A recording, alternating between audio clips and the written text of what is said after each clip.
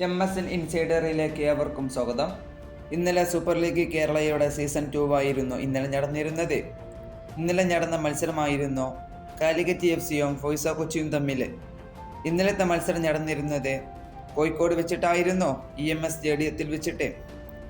ഇന്നലെ ഫോയ്സ കൊച്ചിയെ കാലിക്കറ്റ് FC 2-1 പരാജയപ്പെടുത്തി. ഇന്നലെ 15-ാം മിനിറ്റിൽ സെബാസ്റ്റ്യൻ റെൻകോൺ കാലിക്കറ്റ് FCക്ക് വേണ്ടി ആദ്യ ഗോൾ നേടി.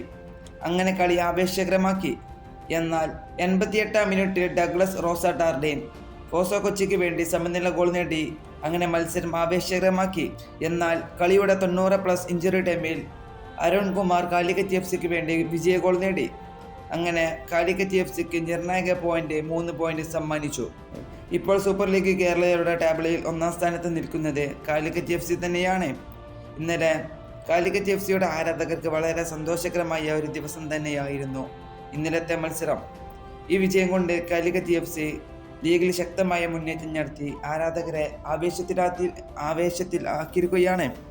ഈ വീഡിയോ ഇവിടെ അവസാനിപ്പിക്കുന്നു. ഫുട്ബോൾ ലോകത്തെ കൂടുതൽ വിശേഷങ്ങളുമായി അടുത്ത വീഡിയോയിൽ വീണ്ടും കാണാം.